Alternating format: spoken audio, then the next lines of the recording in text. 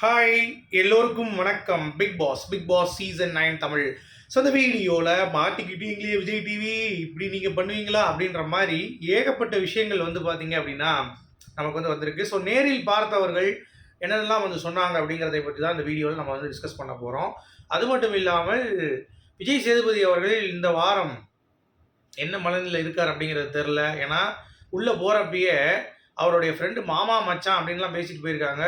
So அவருக்கான ஒரு hope, அதாவது வெளிய மக்கள் வந்து கேட்குறது பிரஜினுடைய பேப்பர் ரவுடித்தனத்தை அடக்குவாரா விஜய் சேதுபதி அப்படிங்கிறது. ஸோ அந்த ஹோப்பை நிறைவேற்றுவாரா சேதுபதி, இல்லை மாமா மச்சான் அப்படின்னு சொல்லிட்டு சும்மா கிஸ் அடிச்சுட்டு இப்படி பண்ணுவாரா அப்படிங்கிறத பொறுத்து இருந்து பார்க்கலாம்.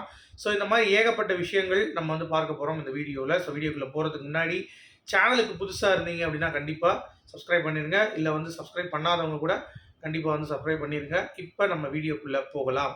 ஸோ சாட்டர்டே வந்து பார்த்தீங்கன்னா, அதாவது ஒரே செட் ஆஃப் ஆடியன்ஸ் தான் 2 ஷோவும் பார்க்க விட்ருக்காங்க இந்த வட்டம். ஏன்னா டைம் வந்து ரொம்ப அதிகமாகும். ஸோ அதனால் புது புது செட் ஆஃப் ஆடியன்ஸ் வந்து இந்த வட்டம் வந்து பார்க்க விடலையாம்.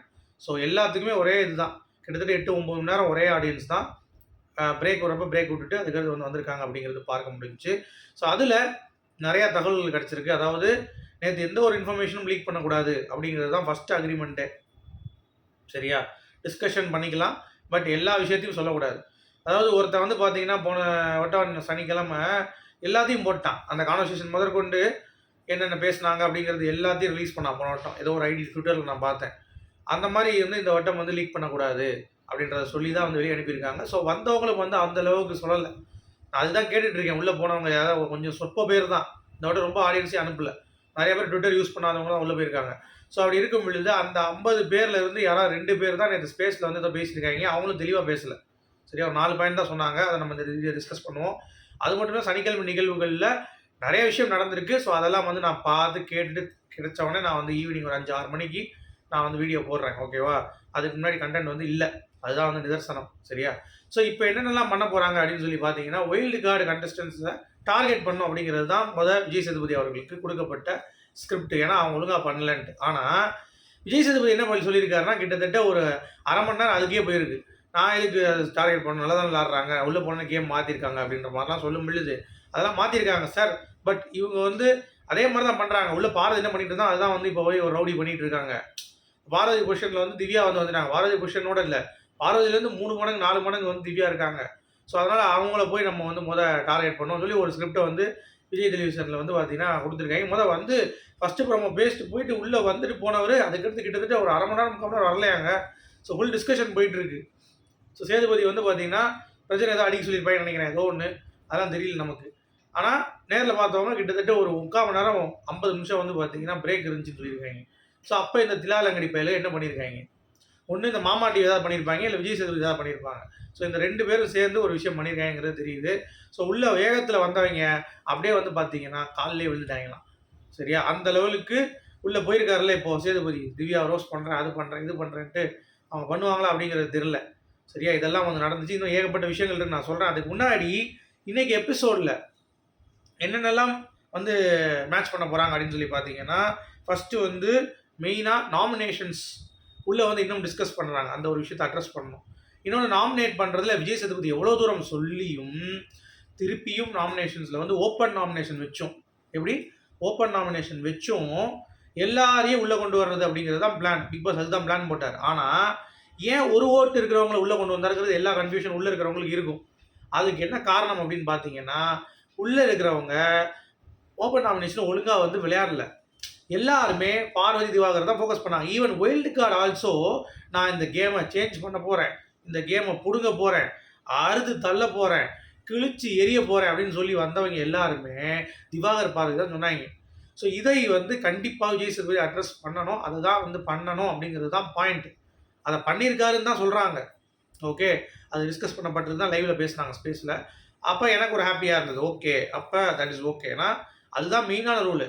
ஓப்பன் நாமினேஷன் வைக்கிறதுக்கான காரணமே 2 பேர், அதாவது சூப்பராக விளாடுவாங்க. போன சீசன்லாம் பார்த்தீங்கன்னா எல்லாத்தையும் உள்ளே கொண்டு வருவாங்க. 2 ஓட்டு விழணும், 2 ஓட்டு விழணும். அப்போ யாரை கொடுக்கணும்? இப்போ இங்கே ஒரு ரிவ்யூ வந்துட்டார். இப்போ கமருதி 2 ஓட்டு விழுந்துருச்சு மைண்ட் கால்குலேட் பண்ணிட்டாங்கன்னா, அடுத்து யார்? பார்வதி, அவளுக்கு 2 ஓட்டு விழுந்துருச்சு. அடுத்து யார்? சாண்ட்ரா, அவளுக்கு 2 ஓட்டு. அப்படின்ற மாதிரி தான் போவாங்களே தவிர, இப்போ ஆடுற கேம் கேடுகட்ட கேம், அதை அட்ரஸ் பண்ணியிருக்கணும் அப்படிங்கிறது பாயிண்ட்டு. சரியா?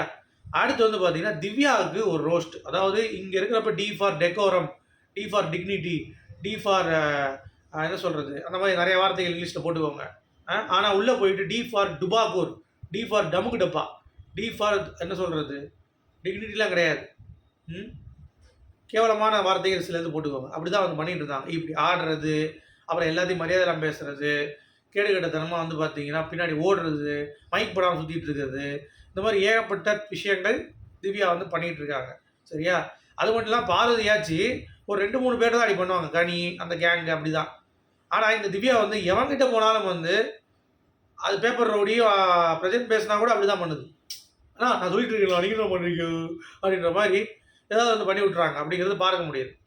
ஸோ, அப்படிப்பட்ட ஒரு ஆள, "நீ என்னம்மா கிளாஸ் எடுக்க போனா என்ன புடுங்கிட்டு இருக்க?" அப்படின்ற மாரி வந்து பார்த்தீங்கன்னா கேட்கணும். ஓகே. அது வந்து கேட்டுருக்காங்களா? கண்டிப்பா கேட்டுருக்காங்கன்னு சொல்றாங்க. ஆனா, எல்லாம் ஒரு கண் துடைப்பு. போய் அப்படிலாம் கேட்காதீங்க. சும்மா லைட்டா அப்படியே தாமதம். பிரஜனுடைய இந்த இஷ்யூ இருக்குல்ல, பார்வதி இஷ்யூ. அதிலேயும் வந்து சில கேடுகெட்டவங்க வந்து, அது சொன்ன விதம் வேணா தப்பா இருக்கலாம். பட் சொன்ன விஷயம் கரெக்ட் அப்படின்றாங்க. டேய்! பார்வதி விஷ வச்சு கொல்லுவேன்றான். அ உங்க வீட்ல எவனாவது வந்து இருக்கான்னா, நீங்க வந்து ஒத்துப்பீங்களாடா? என்னடா கொஞ்சம் ஆச்சு அறிவு இருக்கா உங்களுக்கு? ஒருத்தன் வார்த்தை இப்படி விட்டுருக்கான் கேடுகெட்டவன். அவன பேசுறதுக்கு துப்பு இல்லன்னா என்ன பண்றது? ஸோ இவர் வந்து ஃப்ரெண்ட் வேறல்ல, கிஸ் அடிச்சு இப்படி ஃப்ளையிங் கிஸ் குடுத்துருக்காப்ல. அரங்கில் இருந்தவங்க பார்த்து சொல்லியிருக்காங்க. நேரில் பார்த்தவங்க. என்னடா இது அப்படின்ற மாரி வந்து இருந்துச்சு. உங்களுக்குலாம் அறிவு இல்லையாடா?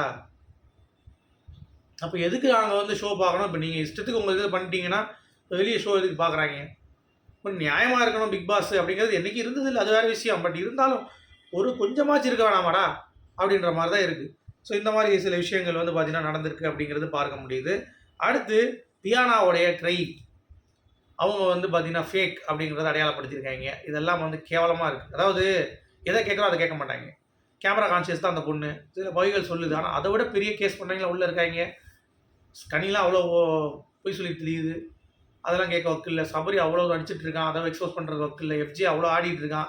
அத கேட்டு ஒரு ரெட் கார்ட் கேட்கறது குடுக்குற துப்பு இல்ல. அ இதெல்லாம் நம்ம விஜய் டிவி வந்து பார்த்தீங்கன்னா மாட்டிக்கிட்டு முழிக்கிறாய்ங்க. இதெல்லாம் பண்ணாம யோசிச்சு பாருங்க. சரியா? அடுத்து சாண்ட்ரா டாஸ்ல குறும்படம். அது வந்து சண்டே போட்டிருக்காய்ங்க போல தெரியுது. இன்னைக்கு கிடையாது. ஓகேவா? ஸோ அதுக்கு வந்து பயங்கர ரெஸ்பான்ஸ், கிளாப்ஸ். பார்வதிக்கு நல்ல பாராட்டு. திவாகருக்கும் பாராட்டு. ஓகே. அடுத்து விக்கல்ஸ் விக்ரமுடைய அந்த இத்து போன மேனேஜர். என்னங்க பண்றீங்கன்னு சொல்லிட்டு ஃபன்னேவாவே செஞ்சிருக்காப்ல விக்கல் விக்ரம். அவன் திருப்பி என்ன சார், நான் என்ன சார் பண்றது? யாரும் கேட்க மாட்றான். அப்படின்னு சொல்லி அவன் வந்து பார்த்தீங்கன்னா, அதுக்கு மேல நடிப்பான். ஸோ இந்த மாரியான சில விஷயங்கள். அப்புறம் பிளேயிங் கிஸ் வந்து குடுக்கப்பட்டிருக்கு. சரியா? பிளேயிங் கிஸ் வந்து குடுக்கப்பட்டிருக்கு. பார்த்துக்கோங்க. Playing kiss. இதெல்லாம் எதுக்கு? அப்படின்ற மாரி இருக்குல்ல. அடுத்து பிரஜன் பார்வதி இஷ்யூ வந்து டிஸ்கஸ் பண்ணியிருக்கு அப்படின்னு சொல்லியிருக்காங்க. பட் அது பண்ணியிருக்கா இல்லையாங்கிறத நம்ம பொறுத்திருந்து தான் பார்க்கணும். ஓகே. ஸோ உங்களுடைய கருத்துக்கள் என்ன அப்படிங்கிறத மறக்காம கமெண்ட் செக்ஷன் சொல்லுங்க. மீண்டும் அடுத்த சந்திப்போம். அதுவரைக்கும்